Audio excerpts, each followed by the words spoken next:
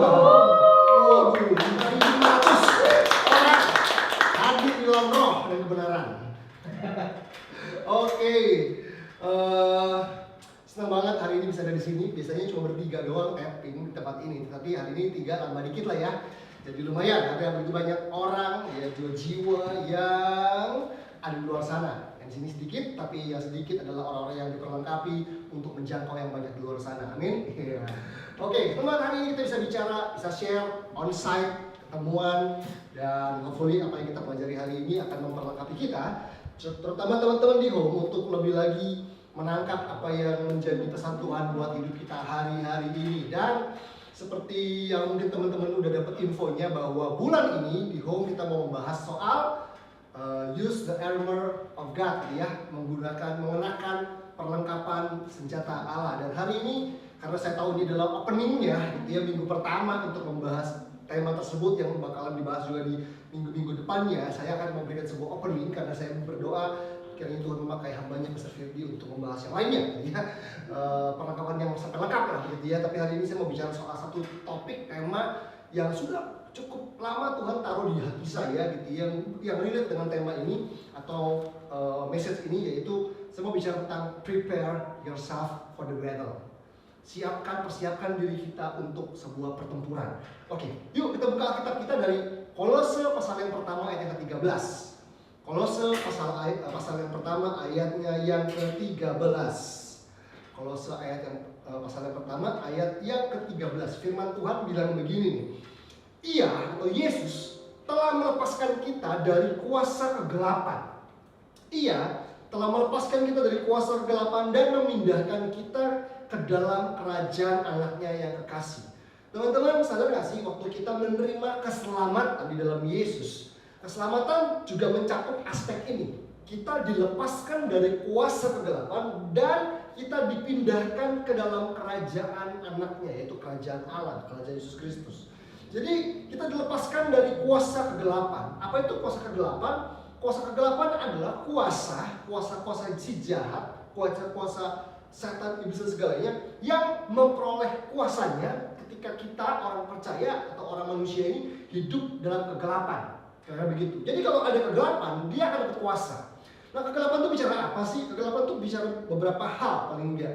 Jadi iblis hanya bisa punya kuasa dalam hidup kita kalau hidup kita tuh ada kegelapan. That's why namanya kuasa kegelapan. Apa saja yang mencakup hal tersebut? Apa yang masuk kegelapan dalam kehidupan kita? Yang pertama yang namanya ketidaktahuan. Jadi kalau kita tidak tahu kebenaran firman Tuhan, kita tidak tahu siapa kita dalam Kristus, kita nggak tahu kita berharga di dalam Tuhan.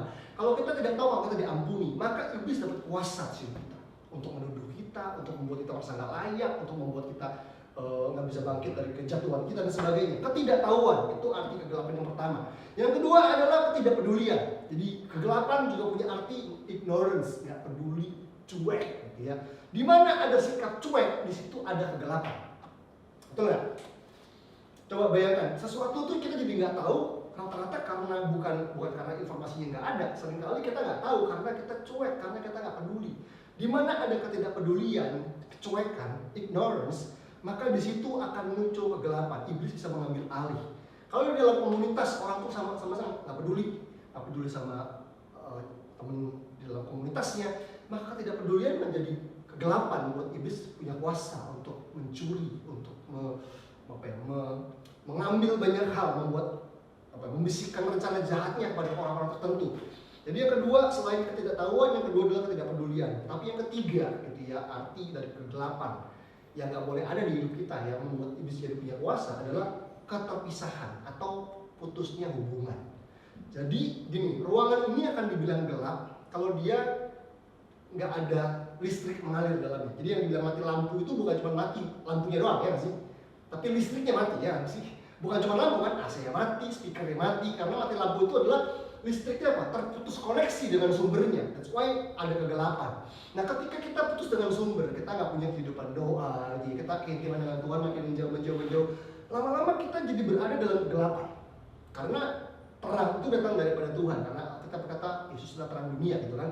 Yesuslah terang dalam dunia ini dan kita harus memiliki Dia supaya ada terang di hidup kita. Ketika kita makin menjauh dari Tuhan, terang jadi nggak ada di hidup kita. That's why iblis jadi bisa punya kuasa kalau ada kegelapan, ada gaya hidup kegelapan dalam hidup kita. Nah, ketidaktahuan, ketidakpedulian, dan keterpisahan hubungan itu adalah hal yang memberi ruang buat si jahat untuk mencuri banyak hal. Tetapi Alkitab bilang apa? Ia telah melepaskan kita dari kuasa kegelapan. Jadi kuasa yang mencengkeram kita, kuasa yang memperbudak kita, kuasa yang membuat kita ngerasa nggak layak, ngerasa nggak berharga, ngerasa takut, hidup dalam ketakutan, hidup dalam kepahitan, hidup dalam ketidakpastian masa depan dan sebagainya. Tuhan tuh lepasin kita dari kuasa itu. Dan apa? Memindahkan kita ke dalam kerajaan anaknya yang kekasih. Nah teman-teman, jadi ternyata waktu kita diselamatkan, salah satu aspek dari keselamatan dalam Yesus adalah pemindahan posisi kita. Kita dipindahkan dari kegelapan pada terang. Nah, waktu kita berada dalam kerajaan anaknya yang kekasih yaitu Yesus Kristus, otomatis suka nggak suka, mau nggak mau, terima nggak terima, siap nggak siap, kita otomatis masuk ke dalam sebuah pertempuran. Karena sebelum kita ada di dunia ini, kita belum lahir nih, sudah ada pertempuran dua kerajaan, benar sih? Kerajaan kegelapan dan kerajaan terang ini sudah terjadi pertempuran gitu. Dan waktu kita berpihak pada salah satu, otomatis kita menjadi musuh yang lain. Waktu kita menjadi bagian dari keluarga kerajaan Allah itu gitu kan. Jadi otomatis kita menjadi musuh dari kerajaan kegelapan. Jadi jangan kaget ketika kita makin sungguh-sungguh dalam Yesus. Waktu kita sungguh-sungguh di dalam kebenaran, ingin hidup benar, ingin hidup kudus, ingin melekat sama Tuhan, justru yang datang bukan kemudahan, tapi kesulitan. Jangan kaget. Kenapa? Karena ada kerajaan lain yang akan gak terima gitu ya. Jadi kalau ada orang yang hidup dalam kegelapan, ada kerajaan terang yang gak terima kan. Makanya ada penginjilan, makanya ada doa peperangan, doa syafaat segala macam kan. Kenapa? Untuk merebut kembali jiwa-jiwa gitu ya. Nah begitu kerajaan orangnya yang gelap itu pindah ke terang, yang gelap ini gak terima gitu ya. Itu kayak permainan zaman kecil kita ya. Saya orang kaya, saya gitu ya. Main ambil-ambilin anak gitu ya. Saya minta anak, pokoknya pengen main rekut-rekutan aja begitu. Nah intinya adalah bahwa waktu kita jadi orang Kristen yang benar gitu ya, jadi orang Kristen yang sejati, yang memberi hidup kita buat Tuhan, punya kehidupan doa, memiliki kehidupan yang kudus, melayani Tuhan, memenangkan jiwa. Jangan kaget kalau iblis akan berusaha untuk stop kita. Gitu aja. Kalau sampai iblis gak buat apa-apa nih, gak gangguin kita, gak berusaha menghambat kita, gak berusaha membuat kecewa kita, jangan-jangan gitu ya, kita emang gak signifikan. Jangan-jangan kita emang keberadaan kita tuh gak sebegitu berpengaruhnya, sehingga mungkin kalau gue bayangin iblis tuh kayak begini ya, udahlah gak usah diserang, ntar juga masuk sendiri. Pernah ketemu musuh yang oleng gitu ya, petinju mabuk gitu ya, gak usah digebok, nah itu juga orang sendiri mabuk gitu kan. Tapi kalau dia emang orang yang kuat gitu, iblis tuh kalau meeting berkali-kali untuk bilang gimana ya cara jatuhin dia. Pakai perempuan nggak bisa, pakai uang nggak bisa. Gimana cara jatuhin dia? Karena iblis ingin membuat kita jauh dari Tuhan, meninggalkan Tuhan, supaya juga banyak orang kecewa dan meninggalkan Tuhan karena kita yang mundur dari Tuhan. Nah itu cuma salah satunya. Tapi intinya adalah kita berada di tengah-tengah pertempuran teman-teman semua. Sadar atau nggak sadar ya. Jadi jangan kaget kalau kita makin sungguh-sungguh dalam Tuhan, tiba-tiba orang tua menghambat. Jangan kaget kalau kita makin sungguh dalam Tuhan, tiba-tiba mantan kita muncul kembali. Iya, ya nggak sih? Kata lagu kan mantan terindah. Seandainya dia bukan mantan terindah, kita nggak bakal jadi godaan ya sih. Mantan yang brengsek tetap ingin namanya Suri, ya. Tapi karena dia mantan terindah, begitu dia muncul, wah, kok dia muncul lagi, gitu kan kayak, wah, gitu kan, berat banget. Sesuatu nggak akan jadi tantangan kalau dia nggak menggoda, ya nggak sih? Kalau saya ditawarin, teman-teman pernah nggak ngiler tuh ngeliat sayur bayam? Sayur bayam gitu, wah gue ngiler, jarang ya. Generasi yang nggak suka makan sayur jarang ya. Tapi begitu makan lihat babi panggang, dia kan, my goodness ini ya langsung lemes lutut. Aduh, kenapa? Karena kita nggak bakal tertarik sama sesuatu yang nggak menggoda. Iblis tuh bakal cari itu. Godaan, dia tahu banget nih. Setiap kita tuh tergoda sama apa? Tahu banget gitu ya. Dari yang paling belakang ke paling depan nih, iblis tahu banget kita bakal tergoda tuh sama apa. Dia nggak akan, misalnya cowok nih, gitu ya, dia mau jatuhin pakai cewek. Iblis nggak bakal kasih cewek yang nggak seleranya, kayak gitu kan.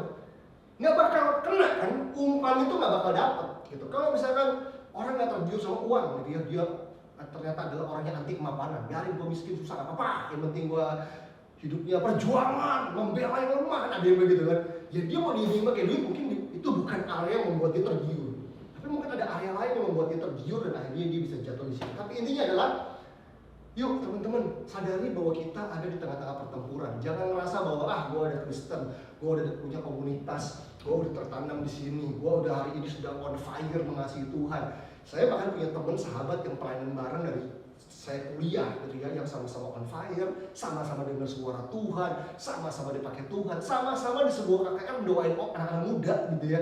Yang ternyata beberapa tahun yang lalu teman saya memutuskan untuk meninggalkan pengembalaannya, ceraikan istrinya, ninggalin 2 anaknya untuk menikah sama orang lain. Saya aja nggak percaya dengan berita itu, kayak ya ampun kok bisa gitu ya. Saya cari tahu, coba cari dia menghindar, cari tahu teman-teman yang terdekatnya, diceritakan ceritanya, dan ternyata wow, ada pertempuran yang terjadi bahwa teman saya nggak tiba-tiba jatuh loh, nggak tiba-tiba cerai loh, nggak tiba-tiba mundur loh. Ternyata prinsipnya begini, tidak ada kejatuhan yang mendadak, nggak ada. Tidak ada kejatuhan yang mendadak, selalu ada sebuah benih untuk terjadi sebuah jatuhan. Jadi benih itu yang kadang-kadang kita simpan, kita ngalamin pertempuran, kita nggak cerita. Kita bergumul sendiri gitu ya, kita struggle sendiri, sampai satu kali jadi bom waktu, bam, hancur semuanya. Kita kan kayak kaget. Saya ketemu dia, saya bilang, lu kenapa nggak ngomong? Lu kenapa nggak cerita waktu itu lu struggle seperti ini? Kalau gitu kan kita bisa tolong lebih awal. Udah bro, nggak ada orang yang ngerti gue ya. Iblis bohongin kan? Tipu musuhnya iblis, udah nggak ada orang yang peduli sama lu, nggak ada orang yang pengasih lu bakal cuma dihakimi, udah nggak usah cerita sama siapa. Keep it for yourself. Ternyata enggak, sebenarnya Tuhan sudah menempatkan sekitar kita orang-orang sayang sama kita. Tapi apa? Senjatanya iblis satu, tipu muslihat. Dan kita berada di sebuah pertempuran teman-teman. Apapun itu. Anak-anak muda yang hari ini on fire bisa dibuat kecewa sama Tuhan, meninggalkan Tuhan. Bahkan banyak anak-anak muda yang hari-hari ini lagi apatis sama gereja dan sama hamba Tuhan. Banyak banget, itu virus lagi nyebar udah kayak luar biasa di seluruh dunia, bukan di Indonesia doang. Seluruh dunia, apa itu pastor, apa itu gereja, semua gereja memperkaya diri, semua pastor tuh pasti ngomongin terpukul, pasti ada maunya, dan sebuah itu sedang ditabur oleh iblis. Walaupun betul, mungkin ada oknum tertentu yang seperti itu, ada yang nggak baik, tapi hanya karena ada hamba Tuhan yang nggak baik, bukan berarti nggak ada hamba Tuhan yang baik. Hanya karena ada nabi yang palsu, bukan berarti nggak ada nabi yang sejati, gitu. Hanya karena ada gembala yang lali, bukan berarti nggak ada gembala yang benar. Tapi iblis buat semua seakan-akan anak muda nggak ada yang benar, nggak ada yang benar, dia bisa dipercaya dan sebagainya. Tapi lihat teman-teman, iblis ingin membuat kita nggak berdaya dalam pertempuran, tapi Tuhan sedang punya pesan buat kita untuk prepare yourself for the battle. Dan di minggu depannya teman-teman akan belajar tentang bagaimana mengenakan perlengkapan senjata Allah. Tapi saya mau lanjut teman-teman untuk kita bisa belajar hari ini. Yoel pasal 3. Yoel pasal 3 ayat 9 sampai ayat yang ke-11. Coba kita lihat ayat-ayat ini. Saya ingin jelasin ayat ini karena ini adalah ayat yang satu kali jadi saya sudah menemukan ayat ini tuh di tengah-tengah khotbah di sebuah gereja. Lagi khotbah di ibadah raya gitu ya, lagi khotbah udah nyiapin materi. Tiba-tiba lagi nyembah, saya disuruh buka ayat ini dan tiba-tiba kayak dibukakan gitu pikiran saya untuk melihat ayat ini, dan hari itu saya ubah khotbahnya gitu ya. Saya ubah khotbahnya dengan salah satunya adalah teks ini. Akhirnya setelah saya pulang saya gali lebih lagi, saya coba lebih lagi, dan ini coba lihat ya, Yoel pasal 3. Nah kita bilang ini, maklumkanlah hal ini di antara bangsa-bangsa. Maklumkanlah hal ini di antara bangsa-bangsa. Teman-teman kalau bicara kata maklum anak itu bukan kata gini ya maklumlah dia apa gitu. Bukan itu ya, maklumnya itu bukan itu gitu ya. Tapi kata ini, proclaim. Proklamasikan hal ini di antara bangsa-bangsa. Kalau bangsa-bangsa juga jangan mikirnya kayak Ukraina gitu ya, Turki, bangsa yang jauh-jauh. Enggak, bangsa-bangsa itu dari yang paling jauh bisa, tapi juga yang paling sederhana nih buat kita adalah generasi.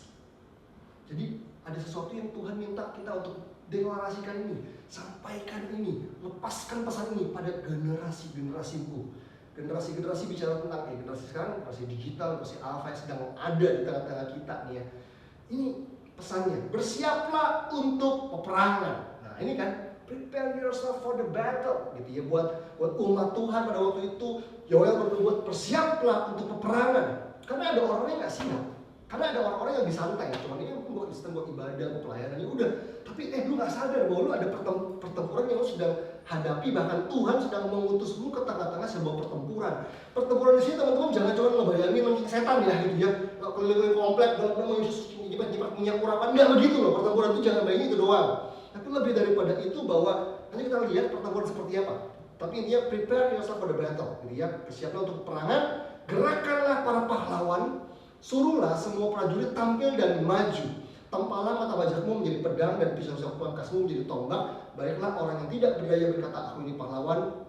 Bergeraklah dan datanglah hai segala bangsa dan segala penjuri, dan berkumpullah ke sana, bawalah turun ya Tuhan pahlawan-pahlawan. Oke, mari kita jelaskan ayat ini satu persatu.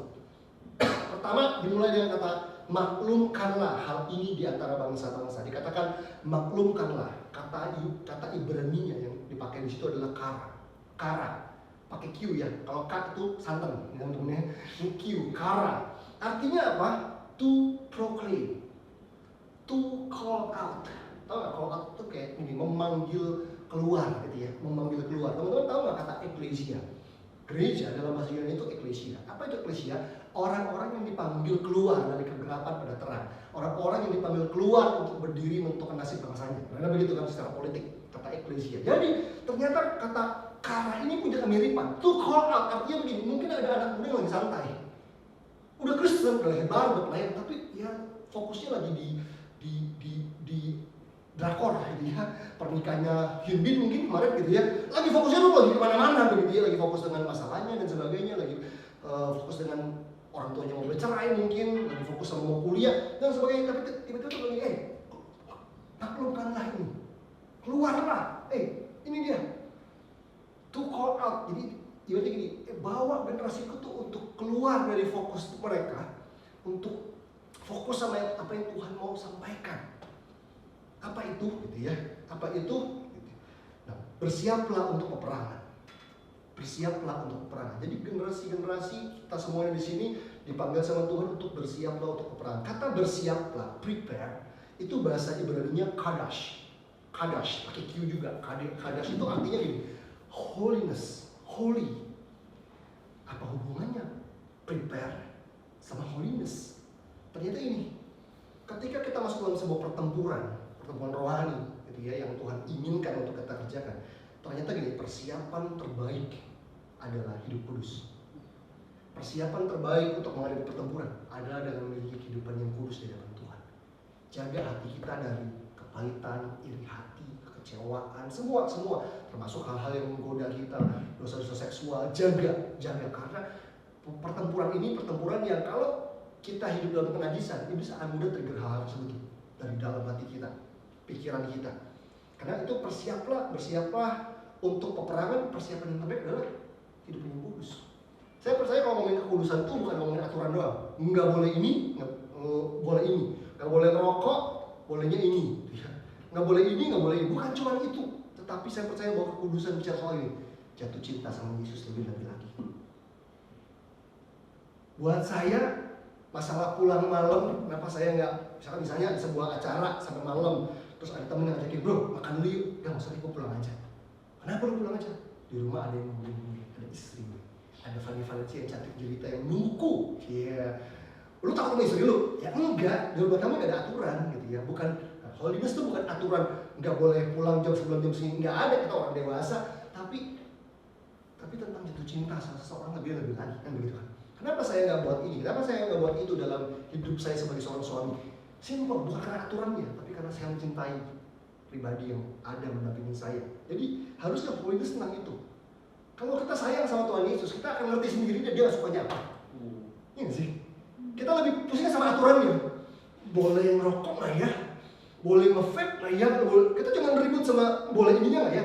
Saya simpel aja gitu. Saya belajar satu hal. Sebagai seorang suami, saya tidak akan lakukan apapun dalam hidup saya yang bisa membuat istri saya bingung dan dipertanyakan sama orang. Saya akan buat istri saya terluka, ya. Saya akan membuat dia menderita dan menangis, ya. Tapi saya juga akan membuat istri saya dipertanyakan sama orang. Fan, suami lo kok gini sih gitu. Nah, saya juga nggak mau, saya nggak mau buat dia jadi ribet dan pusing untuk sesuatu yang nggak esensi. Kecuali orang bilang, kok suamimu ngejar Ojio apa segitunya, nah, itu mah beda ya nggak sih. Tapi kalau bertingkah yang nyerempet-nyerempet, saya bilang saya nggak akan lakukan itu. Kenapa? Saya nggak mau bikin istri saya pusing dengan hal-hal yang nggak perlu gitu dia jelaskan ke orang lain dan itu nggak esensi. Tapi intinya kekudusan adalah soal jatuh cinta sama pribadi Yesus lebih lagi. Kekudusan bahkan seorang hamba Tuhan yang sudah meninggalkan Tuhan. Lucu kan, ada satu pendeta yang meninggalkan Tuhan namanya Joshua Harris. Tapi bukunya bagus banget. Dia pernah bilang begini, kekudusan itu tuayan. Artinya begini, kamu nggak akan bisa hidup dalam kekudusan kalau kamu nggak pernah nabur yang kudus ke dalam. Kalau yang dipikirin, yang dikonsum, yang ditonton semua yang najis, gitu ya, nggak heran yang keluar juga yang najis. Tetapi kekudusan itu tuayan, artinya kalau orang akan mau hidup kudus, tabur yang kudus. Firman Tuhan itu jangan cuma dibaca, direnungkan. Nah kita enggak, yang kita renungkan drakor. Nonton drakor dipikirin tuh. Bahkan saya punya temen yang begitu suka tuh. Ini udah menikah seorang wanita, dia nonton drakor begitu adegan ciuman diulang-ulang terus gitu ya. Hah, lucu, so sweet gitu ya. Yang merenungkan yang lahir yang begini masuknya nggak sih? Tapi kalau firman Tuhan yang kita renungkan beda lagi ya kan. Nah drakor diulang puter, yang apa tuh scene-nya? Kata-kata Koreanya, bahasa Korea apal gitu ya, ngomongnya gimana gitu. Kan direnungkan. Kekudusan itu tuayan. Kita nggak bakal bisa menuai sesuatu yang gaya hidup kudus kalau nggak pernah nabur sesuatu. Berikutnya dikatakan bersiaplah untuk peperangan. Peperangan ini dalam bahasa Ibrani-nya milchama, war, fight atau battle. Ya. Ini mau perang bentuk apapun ya milchama ini.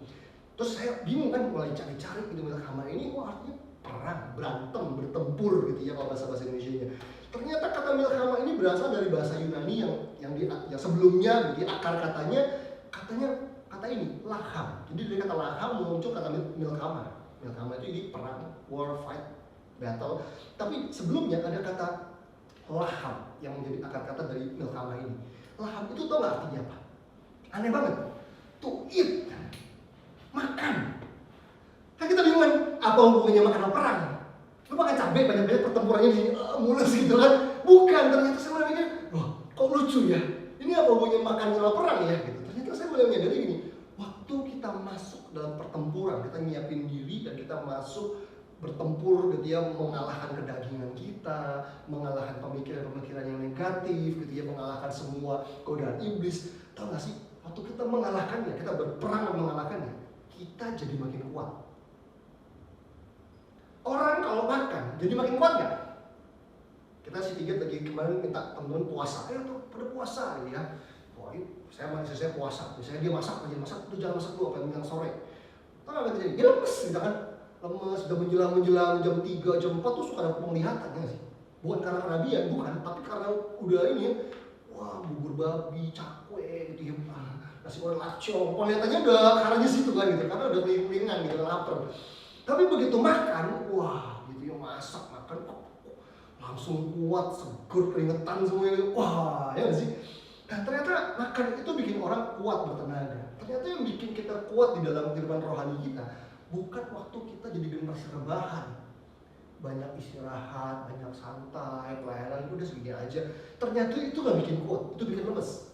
Tapi waktu kita berperang buat generasi ini, berperang untuk menaklukkan, gue gak boleh takut, gue harus menjadi temen gue gak boleh takut, gue harus bilang sama sepupu gue yang bukan agama Kristen tuh bilang, boleh gak gue berdoa buat? Itu pertempuran kan? Karena kalau dia muslim gimana ya, kalau dia gak suka sama gue gimana ya, kalau klien gue gitu. So ada pertempuran tuh di sini. The battlefield of mind ya, pertempuran medan pertempuran itu tuh di pikiran kita. Tapi waktu kita berani menghadapinya, ini dia, kita akan jadi lebih kuat. Lari dari pertempuran ya udah, kita nggak bisa terus. Tapi Daud waktu menghadapi Goliat ini lebih kuat. Seperti Aska melawan siapa? Vicky Prasetyo, entah siapa lebih kuat. Oke lah. Nah, akhirnya saya mulai belajar mengerti apa yang dikatakan Yohanes 4 ayat 34. Yohanes 4 ayat 34 bilang ini, Yesus bilang ini, makananku ialah melakukan kehendak Dia yang mengutus aku dan menyelesaikan pekerjaan. Jadi ketika ngomongin peperangan, ngomongin apa sih? Ternyata peperangan dihubungin sama makan. Ternyata itu bilang ini, makananku ialah melakukan kehendak Dia. Jadi ternyata melakukan kehendak Bapa membuat kita makin kuat. Nah, orang tuh suka salah persepsi gini. Dari zaman saya masih kecil ya, kita kan kalau dulu ibadah di gereja tuh suka ada sampai 5 kali ibadah ya, ibadah pagi, siang, kayak terima tuh di gereja lamanya tuh gitu, wow gitu ya. Kadang-kadang saya tuh demen dulu dari zaman SMA itu ikut satu hari minggu itu 3 kali ibadah, ikut ibadah 1, ibadah 2, ibadah 3, kadang-kadang yang ibadah ketiganya di gereja lain gitu ya. Pokoknya kita bilang gini, pokoknya gue dengar khotbah yang banyak hari minggu ini dan gue kenyang mendengar khotbah-khotbah yang bagus. Kalau zaman sekarang mungkin nggak kebaktian ya, denger YouTube misalnya gitu ya. Habis dengerin Craig Groeschel, Stephen Furtick, Mike Todd atau siapa gitu ya, wah khotbah segala macam gitu ya, atau yang reform John Piper gitu ya, wah terus kita dengar bahwa wah gila, hari ini gue udah denger 3 khotbah bagus di YouTube nih, gue kenyang, udah makan kenyang. Ternyata yang namanya makan tuh bukan mendengar kehendak Bapa, bukan, tapi melakukan. Jadi kalau baru nonton YouTube dan dengar khotbah itu belum makan. Kan orang sendiri bilang, gue kenyang banget tuh dengar khotbah sampai 3 kali. Itu bukan kenyang, itu sebenarnya butak kepalanya. Otaknya butak karena kepenuhan isi gitu ya. Tapi belum kenyang, yang namanya makan adalah melakukan kehendak Dia, bukan mendengar kehendak Dia. Jadi kalau baru dengar itu baru kumur-kumur. Kalau udah melakukan itu baru kita makan, kita kuat. So teman-teman, arahkan hidup kita untuk tadi masuk ke pertempuran-pertempuran yang yuk mulai berani untuk menangin jiwa. Yuk tawarin teman-teman kita tanpa mau asal dia pindah agama dulu, bilang boleh nggak saya berdoa buat kamu. Saya belajar ngajarin teman-teman yang lain untuk bilang gini, kalau ada temennya punya masalah, jangan bilang gini, entarnya gue doain di rumah. Kalau bisa, kalau dia nggak keberatan, kalau memungkinkan bilang boleh nggak gue doain sekarang. Dan gue pakai nama Yesus boleh ya, apa ya gitu. Doain supaya orang tuh mengalami sentuhan kasih dan kuasa Tuhan hari itu juga. Tugasmu berdoa, tugas Tuhan yang nyembuhin, tugas kamu berdoa, tugas Tuhan nanti yang ngejamah. Tapi kalau kita nggak pernah berani doain, nggak pernah lihat apa-apa. Kita kisah para rasul itu penuh dengan sebuah kisah di mana kalau orang percaya berani memberitakan Injil, maka Allah akan meneguhkan berita Injil dengan tanda-tanda mujizat. Udah simpel aja gitu. Bukan bagian kita yang nyembuhin orang itu, bagian kita berdoa pokoknya dan mengasihi orang tersebut. Berikutnya, maklumkanlah hal itu di antara bangsa-bangsa, bersiaplah untuk peperangan. Gerakanlah para pahlawan. Kata gerakan itu kata dalam bahasa Yunani, artinya awake, rise up, stir up, bangunkan, bangkitkan, gitu ya. Para pahlawan, bahkan lebih dari itu, stir up itu kayak ini, kayak teman-teman ambil RS, dituang sirup, terus di stir up, diaduk, sesuatu yang di bawah tuh naik ke atas. Jadi memang menggerakkan para pahlawan ada gini, jangan-jangan di tempat ini ada pahlawan-pahlawan yang potensinya lagi terpendam aja tuh. Tapi begitu dia dengar firman Tuhan, gitu ya, begitu dia diajak, begitu dia atau teman-teman kita di luar sana punya potensi yang besar. Yuk mau nggak lu ikut komunitas kita? Yuk mau nggak sama-sama kita menangin jiwa? Yuk mau nggak sama-sama kita berdoa? Yuk mau nggak sama-sama kita buat komunitas dan sebagainya? Itu stir up. Sesuatu yang ada di dalam tuh diaduk, dibangkitin. Gerakan para pahlawan. Pahlawan di sini bahasa Ibrani-nya gibor. Gibor artinya strong, powerful, brave. Kalau pakai bahasa yang lain ada gini, pahlawan adalah orang yang kekuatannya sudah diaktifkan. Pahlawan adalah orang yang sudah kelar dilatih. Pahlawan adalah orang yang sudah selesai diperlengkapi. Itu pahlawan, gibor itu. Jadi, yuk teman-teman, beri diri kita di-equip, diperlengkapi supaya satu kali setelah selesai diperlengkapi, siap digerakkan, gitu ya, diaktifkan kekuatannya. Dan suruhlah semua prajurit tampil dan maju. Kata prajurit itu enos, artinya man of war, manusia perang, gitu ya. Yang menarik adalah kata man, gitu ya. Kata man itu berasal dari kata anas, banyak muncul enos, tapi kata anas itu punya pengertian weak, sick, desperate, sakit, lemah, frustasi. Jadi prajurit ini bicara soal apa? Bedanya sama gibor tadi apa? Jadi pahlawan adalah orang yang kekuatannya diaktifkan, potensinya udah selesai dilatih. Tapi prajurit kata enos ini ada gini, orang yang lemah, sakit, desperate dipulihkan, disembuhkan supaya bisa berfungsi. Wah, Tuhan lagi cari orang-orang kayak gini, orang yang dari sakit mau sembuh, luka batin mau ampunin sampai pulih, dia mau pakai. Atau orang yang udah punya potensi dilatih. Yuk gerakan para pahlawan, suruh semua prajurit tampil dan maju. Dan hari ini saya berdoa supaya di home, baik yang datang maupun yang belum datang, di sini bukan cuma jemaat, tapi di sini adalah pahlawan dan prajurit, orang-orang yang dilatih, diperlengkapi, kekuatannya diaktifkan, sudah disembuh, sudah dipulihkan. Yang tadinya weak, sick, and desperate udah nggak lagi, jadi man of war, gitu ya, woman of war, gitu ya, Zina, gitu ya, wow, wanita perkasa, gitu ya, Hercules atau apalah begitu. Berikutnya kita lihat ayat Yoel 3 ayat 10. Yoel 3 ayat 10 bilang gini, tempalah mata bajangmu menjadi pedang dan pisau-pisau pemangkasmu menjadi tombak. Apa maksudnya ayat ini? Maksudnya begini teman-teman, kita lagi bicara soal perlengkapan senjata Allah. Saya percaya banget kalau kita baca di Alkitab kita ada banyak banget senjata yang Alkitab sudah kasih. baik yang ada di Efesus pasal 6 gitu ya, atau tokoh keselamatan, baju zirah, pedang, segala macam, sampai yang nama Yesus, darah Yesus, kuasa Roh Kudus itu udah komplit lah firman Allah semua ya. Tapi ada satu lagi gitu yang saya pikir kita perlu tahu, yang namanya ini sebuah senjata yang sangat-sangat juga luar biasa. Dibilang apa? Tempalah mata bajakmu menjadi pedang dan pisau-pisau pemangkasmu menjadi tombak. Apa itu mata bajak? Apa itu pisau pemangkas? Mata bajak dan pisau pemangkas adalah alat-alat peralatan-peralatan yang zaman itu dipakai orang untuk kerja. Gitu. Karena gitu lah ya, kerja sehari-hari. Zaman itu kan orangnya agraria, gitu ya. Orang-orang yang pakai pisau dan mata bajak itu untuk membajak, itu untuk kerjaan sehari-hari. Dan dibilang apa? Ubah itu, tempat itu jadi pedang, jadi senjata. Tembak itu jadi apa? Jadi tombak dan sebagainya. Dengan kata lain sebenarnya kalimat ini kayak lagi bilang begini. Tahu gak sih? Jadikan setiap profesi pekerjaanmu sebagai senjata yang dipakai oleh Tuhan untuk menghancurkan pekerjaan iblis apapun itu. Ternyata pekerjaan kita, kan coba Livi gitu ya, make up artist gitu ya. Aduh, apa mau karate ya. Tahu gak? Kita berpikir bahwa jangan Tuhan itu cuma mengurapi pendeta gitu ya, khotbah tumpang tangan, iblis dihancurkan, atau dia pendeta khotbah, iblis terbit-bit dan sebagainya. Enggak juga. Saya percaya bahwa artis seperti Livi bisa dipakai Tuhan di profesinya. Itu yang namanya mata bajak menjadi pedang, gitu kan? Saya lupa pernah cerita di sini atau enggak. Jadi waktu 4-5 tahun lalu, saya lagi habis khotbah di Lampung. Saya khotbah di Lampung hari Minggu, ada sebenarnya pulang di airport. Tiba-tiba ditelepon, lagi nunggu pesawat, ditelepon, ada ibu bilang, Pak, Selasa depan bisa khotbah di Komsel kami nggak? Jam 9 pagi di Bintaro. Saya pikir pagi banget, jam 9 di Bintaro, jauh kan dari rumah. Cuma nggak apa-apa deh, gitu. Ya udah saya okein gitu ya. Terus ya udah, minggu depannya datang ke sana sama. Waktu itu Fania ada nggak ikut?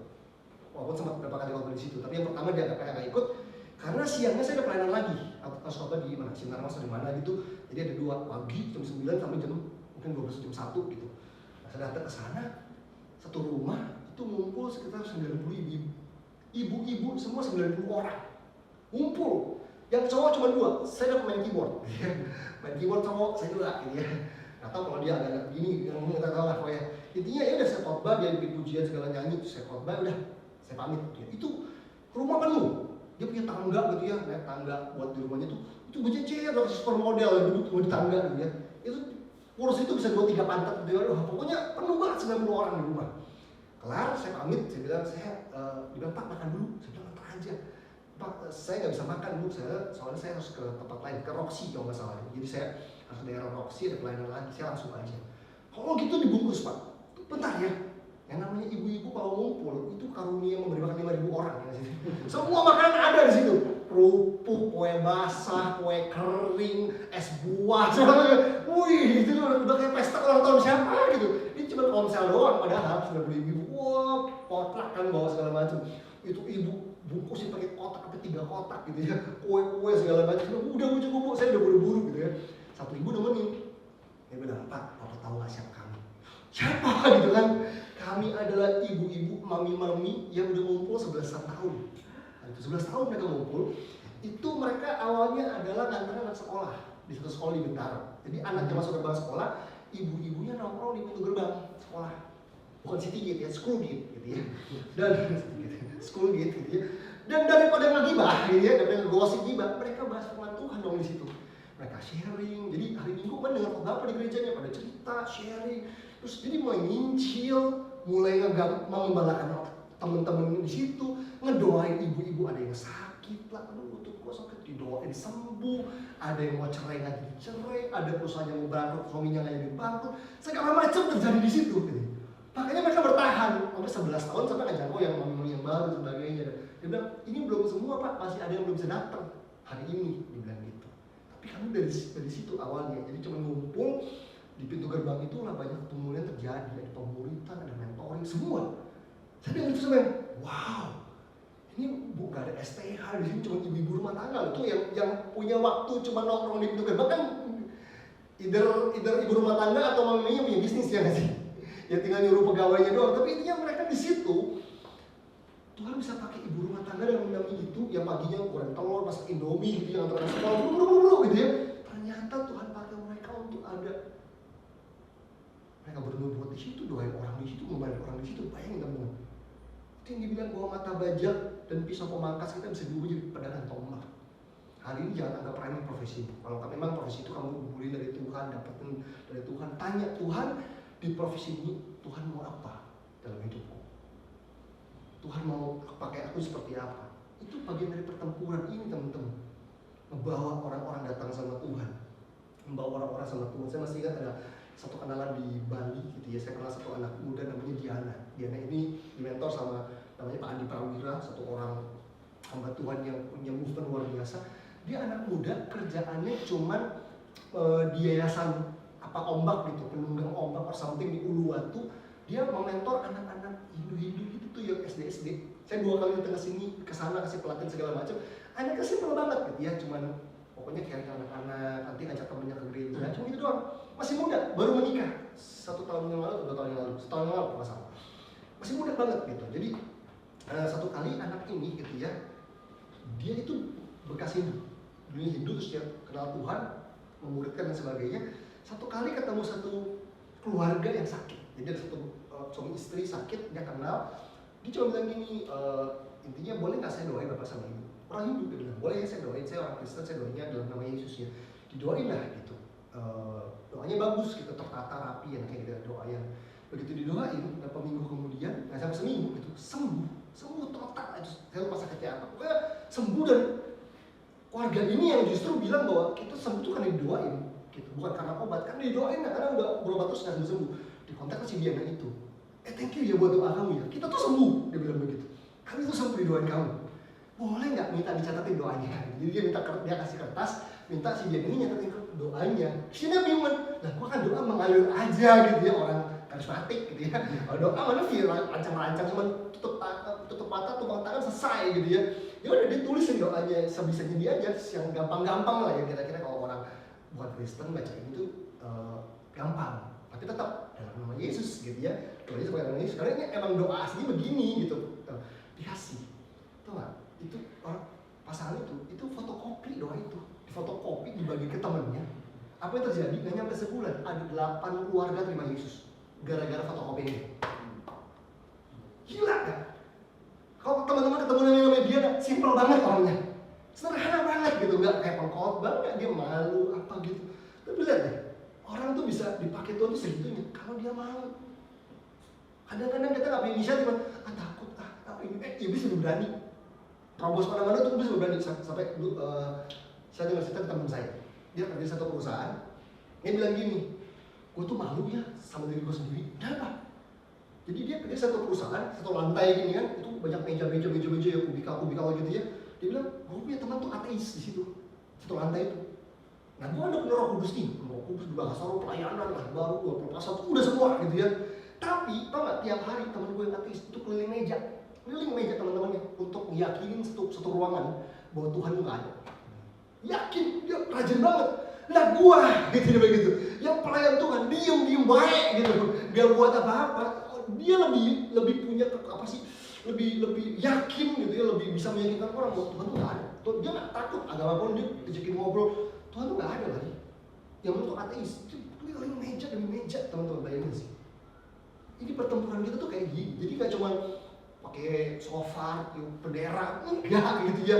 Pertempurannya adalah waktu kita bertemu dengan orang-orang yang belum kenal Tuhan, orang-orang yang menolak Tuhan, orang yang kepahitan sama gereja. Kita mau buat apa? Gimana cara kita menghadapi mereka, menangani mereka, merangkul mereka, mendoakan mereka. Ada banyak orang-orang yang di luar sana yang membutuhkan Tuhan, yang iblis lagi mau cengkeram mereka habis-habisan. Makanya Tuhan mau mata baca kita, pisau pemangkas kita jadi senjata. Karena buat orang yang gak kenal Tuhan disuruh gereja, gak mau kan? Gereja dong, udah bukan agama lu kan begitu kan? That's why ini waktunya. Kalau mereka gak mau datang ke gereja yang datang ke sana kan begitu. Kita yang mau pesan ke sana. Makanya kesembuhan ilahi nggak harus terjadi di gereja doang, harusnya terjadi di jalan-jalan kayak yang kisah para rasul. Gitu ya. Healing movementnya kemana? Di sini doang. Ini membuat bukan movement, ini odong-odong. Muter yang gerak di sini doang. Kalau odong-odong lah, gitu ya, pindah tempat, pindah lokasi dan sebagainya. Teman-teman jangan sia-siakan banget yang namanya sosmed. Jangan sia-siakan. Sosmed itu powerful. Saya tuh cerita beberapa deh contohnya. apa ya, yang mana ya? Ini sampai bingung. Waktu setelah Pastor Raditya Olan meninggal, saya ada posting satu postingan tentang kura-kura yang ada meninggal dunia, ya. Nah, dikasih makan kura-kura meninggal, saya bikin postingan gitu, terus lagi dikubur saya bikin postingan gitu. Terus 3 hari kemudian ada satu wanita gitu ya, dia hubungin saya, dia bilang, Kak, dia DM panjang banget, dia bilang, Kak, dia kenalin diri, saya nggak kenal dia dari luar pulau deh, saya lupa dari Maluku, dari Ambon, dari mana gitu. Dia bilang, saya itu mampir ke akun kakak itu gara-gara lihat postingan kura-kura meninggal kayak gitu. Wah, nggak tahu dari siapa ya, ada yang repost atau gimana nggak ngerti gitu. Terus sebenarnya gara-gara itu dia lihat postingan saya sebelum-sebelumnya, 2-3 postingan sebelumnya. Terus dia tiba-tiba kaget ada satu postingan, saya lupa isinya apa, tapi dia bilang gini, postingan itu bikin saya sakit sebenarnya. Kenapa? Karena teman-teman saya sebenarnya sering menegur saya soal hal itu. Tapi hari itu waktu saya baca postingan yang terus sampai caption di panjang, tiba-tiba hatinya sakit banget, sakit gitu ya. Bukan tersinggung tapi kayak sakit, terus dia tiba-tiba nangis. Bukan waktu itu. Hari itu dia nanti gitu, dia bilang, ini saya lagi di kantor, saya baru baca itu, saya nangis. Ke orang jauh dia apa, gero-gero gitu ya. Nangis, nangis, wah pokoknya nangis banget lah gitu sampai hancur lebur. Dan dia ngalamin Tuhan di kantornya, sampai dia ketik itu panjang lebar dan dia bilang, thank you ya buat apa yang kakak posting. Saya hari ini gini, waktu itu saya mau denger teman-teman saya ngomong ini, tapi hari ini kok entah kenapa ini momen yang tepat dan captionnya kayak clear banget buat saya dan Tuhan bicara sama saya. Oh, itu cuma postingan yang saya sebenarnya iseng aja gitu ya, iseng aja ya ingat apa, tahu apa posting. Pernah juga ada satu wanita bilang begini, Pastor, dia suka nge-like, dia suka nge-repost satu kali nyapa gitu ya, Pastor boleh nggak? Oh, di satu kali konseling dia bilang gini, Pastor gimana caranya menghadapi kakak ipar yang suka musuhin saya? Dia wanita, dia punya suami, punya kakak ipar. Jadi kalau ketemuan saya tuh gak nyaman, dia juga ketemuan keluarga, pasti dia suka nyindir. Yang paling sering disindir adalah karena saya gak punya anak. Disindir mulu sama kakak ipar saya, pokoknya kayak diperlakukan kayak babu lah, kayak rendah banget gitu. Terus saya ajarin kan, ya harus mengampuni, mengasihi, ya begini caranya gitu, simpel-simpel aja gitu ya. Terus lakukan ya, terus dia pulang, dia share lagi, dia bilang, Pastor saya udah lakukan, puji Tuhan, nggak seberat yang sebelumnya, dia bilang gitu ya. Kali ini kalau udah konsultasi dulu lebih tabah, lebih ngerti lah gitu, lebih siap gitu. Thank you ya, jadi saya bisa menghadapi setiap sindiran dia itu dengan baik. Oke, thank you sama-sama.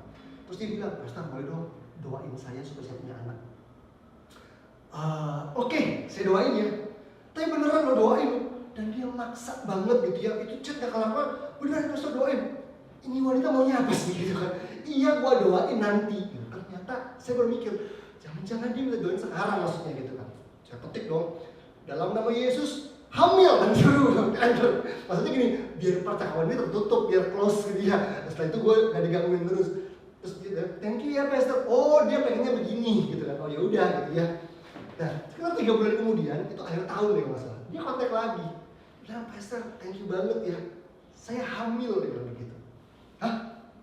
Oh ya puji Tuhan Tuhan baik. Pernah lama loh saya gak punya anak sebagainya. Thank you ya Pastor, thank you. Dia kayak gitu semua. Oh jangan thank you sama saya, thank you sama Tuhan Yesus. Dan saya percaya itu karena secara Tuhan. Dan juga pasti ada banyak hamba Tuhan yang mendoakan kamu kan gitu. Oh enggak, saya cuma cerita dan minta doa sama Pastor doang.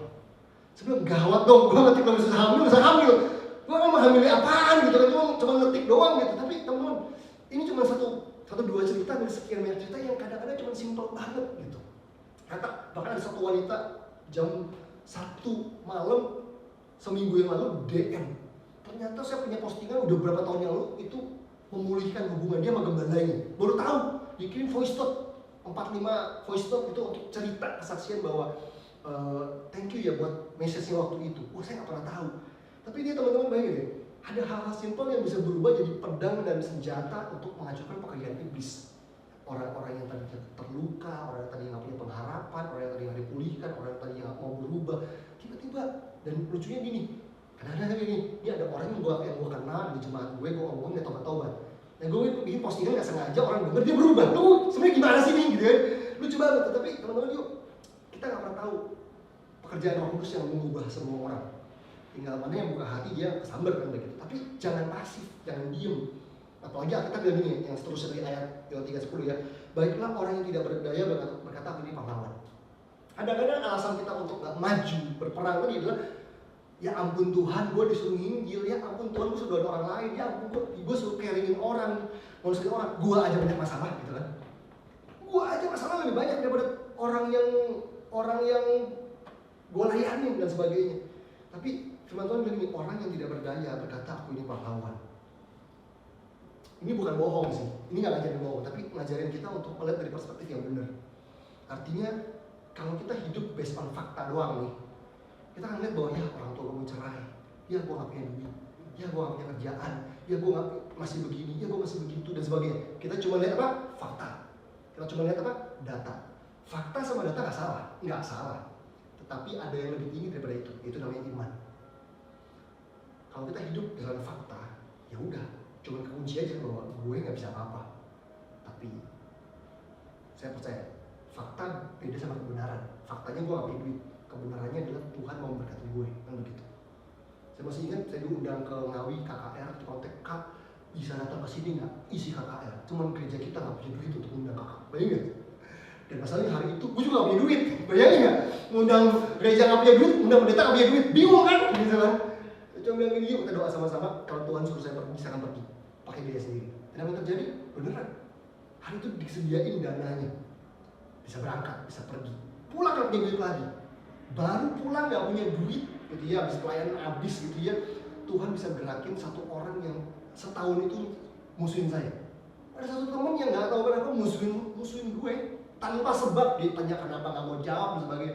Tiba-tiba ketemu gara-gara abis dari Ngawi itu pelayanan udah duitnya habis, khotbah di diajak makan di Bandar Jakarta. Ada satu anak muda mau ke Amerika, mau sekolah lagi, diajak makan, ketemu dia di situ. Saya disamperin dong di parkiran sama orang yang nggak demen sama saya, musuhin. Atau gue denger lu kemarin ke Ngawi ya pelayanan. Wah kepo. Biasanya kan orang yang kepo sama kita kan either sayang sama kita, benci sama kita kan. Cuma dua itu aja gitu. Terus saya bilang, kenapa dia tahu sih? Emang mau ngapain sih? Saya bilang, iya kenapa emangnya? Katanya pakai uang sendiri ya. Oh kok tahu juga, gila kepo banget gitu kan. Iya kenapa emangnya? Saya bilang gitu. Abis berapa? Wah gila super kepo nih orang gitu ya. Sampai bisa tahu, nanyain lagi habis berapa gitu kan. Gue takut digosipin kan gitu kan. Orang kemarin yang ada bener gue setahun gue gak tahu lu kenapa gitu. Saya diem bingung, saya sebut angkanya. Terus dia matanya merah. Oke, nanti gue transfer ya. Hah? Kaget dong? Transfer? Tuhan minta gue untuk ganti uang lu pelayanan kemarin. Istri pergi. Lah bayan kagak, minta maaf kagak. Tuh yang ngomong itu pergi. Gue bingung, ngeblank gitu kan. Ya udah. Itu zaman masih BlackBerry, teman-teman, zaman tahun 2007-an kali. Ada 2007-2008. Begitu besok paginya dia hubungin, dia chat gitu ya di BlackBerry ya. Bro, gue udah transfer ya. Wah, itu pakai SMS banking kali ya zaman dulu ya. Saya buka kaget dong. Banyak banget, isinya 3 kali lipat. Dari angka yang saya sebut sama gini, kemarin gue salah sebut gak sih? Jangan-jangan gue habis makan cumi keliangan di kepalanya angkanya berapa, keceplosnya berapa. Jadi gak enak nih gitu kan. Saya telepon dia, bro thank you ya. Gue terima transferannya. Cuma ini kebanyakan, sorry banget. Gue takutnya gue salah nyebut kemarin. Di kepalanya berapa, di mulut berapa. Oh enggak bener, lu nyebut angka segini. Oh iya bener ya. Cuman Tuhan yang minta gue ganti 3 kali lipat. Wah luar biasa kan kayak. Kalau saya cuma lihat keadaan saya, ya udah gak punya duit. Tapi kalau Tuhan suruh pergi, gak punya duit, pergi aja. Tuhan sediain semuanya. Kalau untuk rencananya, Tuhan pasti backup lah. Tapi kalau untuk rencana sendiri, belum tentu ya. Tapi kalau untuk rencana alam, Tuhan pasti sediain. Udah berkali-kali saya ngalamin model begitu tuh. Kalau Tuhan suruh pergi gitu ya. Bayangin, saya pergi pertama kali ke luar negeri seumur hidup nih. Gak pernah ke luar negeri, pergi ke Australia. Dalam posisi apa? Itu masih zaman yang masih ada fiskal ya. Dalam posisi saya nggak punya gelar pendetaan, baru ngelepas, baru mau ngambil lagi. Jadi kalau ditulis tuh jenis pekerjaan nggak bisa membuktiin kerja apa di Indonesia. Ini Prima pernah tinggal di Australia, susah ya Prim ya. Saya sampai nyangkut tuh nunggu lama ya. Tahu-tahu ada saya punya teman saya tuh punya ada mamanya ya, terus punya orang, jadi punya sepupu lah, teman saya punya sepupu. Nggak kenal, saya juga gak kenal. Kerja di kedutaan Australia. Dia yang ngejamin saya bisa terbang tahun 2008. Tuh lolos kenapa gitu? Oh bisa lolos juga nih puji Tuhan. Karena ditulis pekerjaan pendeta. Mana buktinya? Harus tunjukin dong kartu kependetaan gitu kan, surat gereja. Saya bilang ya gue lagi transisi, baru ninggalin lepasin yang lama, baru mau ngambil yang baru, belum ada gitu, nggak bisa buktiin apa-apa. Ya udah kasih aja, submit apa yang ada aja. Itu ada satu orang yang ngejamin yang saya juga nggak kenal. Tapi gini, intinya adalah begini, untuk ngerjain rencana Tuhan, Tuhan pasti backup kita. Disediain semua yang kita perlukan. That's why gini, jangan hidup based on fakta dan realita saja. Tapi hiduplah karena kebenaran, hiduplah karena apa yang Tuhan katakan buat kita. So yang terakhir closingan 1 Yohanes 3 ayat yang ke-8. Mungkin saya pernah mention ini di khotbah-khotbah sebelumnya di video gitu ya, di tappingannya kita. Apa ini bicara soal peperangan, soal pertempuran tuh. Ini yang selalu menjadi ayat favorit dalam kehidupan saya adalah ayat ini, teman-teman. Alkitab bilang begini, 1 Yohanes 3 ayat 8. Barang siapa yang tetap berbuat dosa berasal dari iblis, sebab iblis berbuat dosa dari mulanya. Nah, kalimat ini yang paling keren. Untuk inilah anak Allah menyatakan dirinya. Untuk inilah anak Allah siapa? Yesus menyatakan dirinya, membuat dirinya jadi kelihatan, jadi nyata. Melalui siapa? Melalui kita. Untuk inilah anak Allah, Yesus itu menyatakan dirinya, mengasihi melalui kita, melayani melalui kita, mendoakan melalui kita. Yaitu supaya ia membinasakan, supaya ia menghancurkan perbuatan atau pekerjaan iblis. Saya berkali-kali bilang bahwa di sekitar kita, di hidup kita, di orang-orang terdekat kita tuh banyak pekerjaan iblis loh. Banyak. Tahu nggak? Kadang-kadang teman-teman yang masih punya orang tua kita yang udah tua nih, umur 60 ke atas 70. Mereka hidup dalam ketakutan mungkin. Aduh, gue ntar mau mati. Jangan-jangan anak-anak gue gak peduli sama gue. Di kontak gak bisa dan sebagainya. Ada banyak teman-teman kita yang kita gak tahu dia bergumul apa. Ada banyak pekerjaan iblis di sekitar kita. Gak usah ngomongin soal doa peperangan yang tengking-tengking ciprat minyak ya teman-teman ya. Sekitar kita aja kalau kita care ada banyak pekerjaan iblis yang ada di sekitar kita. Mau gak kita ambil bagian di situ? Dari mulai memperhatikan mereka, mengasihi mereka, mendoakan mereka, share kebenaran buat mereka dan sebagainya. To destroy the works of the devils. Untuk menghancurkan pekerjaan iblis di generasi ini, di sekitar kita. Itu bagiannya kita. Kita dari perlengkapi. That's why jadilah orang yang berbahaya buat iblis. Jadilah orang yang berbahaya buat kerajaan kegelapan. Karena kita adalah orang-orang yang udah dipulihkan dan dilatih, diperlengkapi sampai selesai untuk masuk dalam pertempuran. Amin. Yuk sama-sama kita berdoa yuk teman-teman semua. Yesus. Saya mau ajak kita semua untuk bangkit berdiri.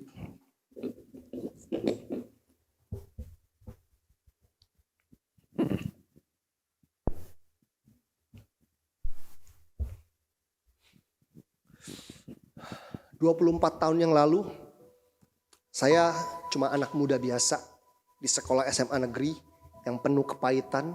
...minder, gak punya mimpi, gak punya tujuan, gak kenal Tuhan. Hari itu kalau saya meninggal 24 tahun yang lalu... ...saya pasti masuk neraka, saya pasti binasa.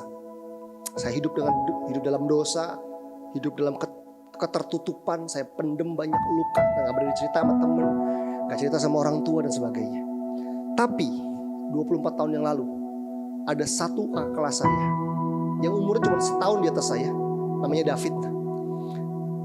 Dia baru bertobat 6 bulan dan dia berani melangkah untuk cegatin kami, ajak saya untuk pemuritan, beritakan Yesus pada saya, doakan saya dan minta saya untuk saat teduh. Paksa saya bahkan hari-hari itu. Karena seorang yang namanya David bergerak hari itu dengan apa yang ada, ngajar Alkitab salah-salah, njelasin juga terminder-minder. Tapi 24 tahun yang lalu, karena upayanya dia, karena dia merespon sama amanat agung, hari itu saya diselamatkan. Saya mengenal Tuhan, hidup saya berubah. Simple, karena ada anak muda yang bergerak. Teman-teman, kadang-kadang kita terlalu menunggu. Kita cuma bilang pelayanan yang keren-keren bukan buat saya lah, buat dia aja, buat si Ono kakak yang itu dan sebagainya. Enggak. Pengalaman ini membuktikan sama saya bahwa kalau kita mau bertindak dan bergerak dengan apa yang ada dan mengandalkan Tuhan, Tuhan bisa pakai kita. Don't be passive, jangan pasif, jangan diam aja. Yuk, di sekitar kita ada banyak pekerjaan-pekerjaan iblis yang sedang merusak banyak orang. Ada hal-hal yang simpel. Posting sesuatu yang baik di sosmedmu, supaya Tuhan bisa urapi dan pakai itu untuk membebaskan orang lain, memulihkan orang lain. Yuk teman-teman, bahkan yang bekerja, profesimu adalah senjata rohanimu. Tuhan bisa pakai kalau kamu menyerahkannya di dalam tangan Tuhan dan kamu melibatkan Tuhan, dengar suaranya, dengar tuntunannya. Tuhan bisa pakai profesimu untuk menghancurkan pekerjaan iblis dimanapun.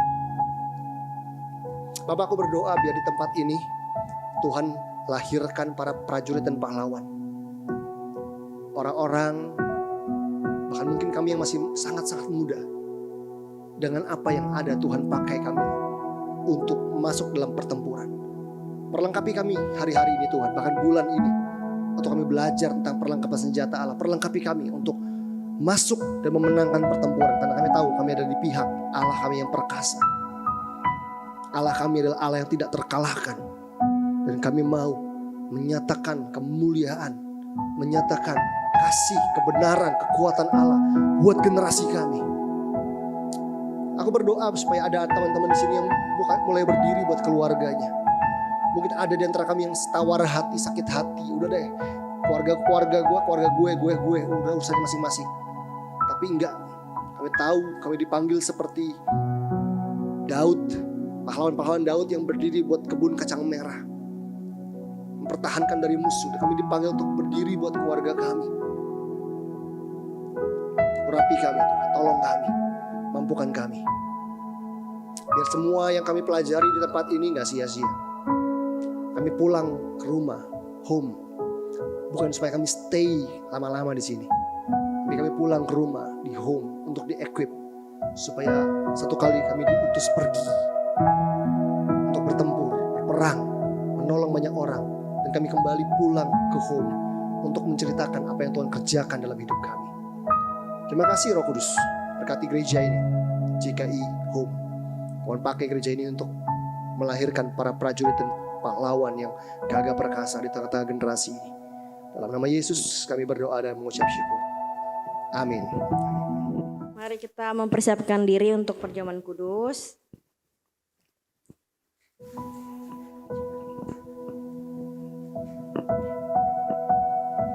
Mari kita angkat roti di tangan kanan kita. Demikian firman Tuhan. Sebab apa yang telah kuteruskan kepadamu telah aku terima dari Tuhan, yaitu bahwa Tuhan Yesus pada malam waktu ia diserahkan, ia mengambil roti dan sudah itu ia mengucap syukur atasnya. Lalu ia memecah-mecahkannya dan berkata, inilah tubuhku yang diserahkan bagi kamu, perbuatlah ini menjadi peringatan akan aku. Yang percaya kalau roti di tangan kita ini adalah lambang persekutuan kita dengan tubuh Kristus, kita makan dalam nama Tuhan Yesus. Kita siapkan anggur.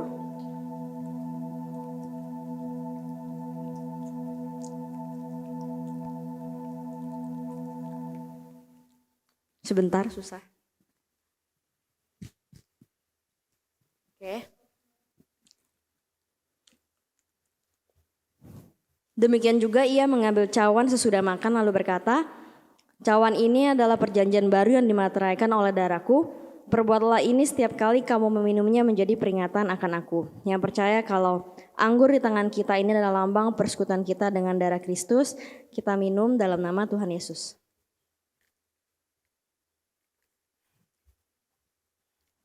Mari anak-anak yang disayang Tuhan, mari kita nyanyikan doa berkat. Tuhan memberkati.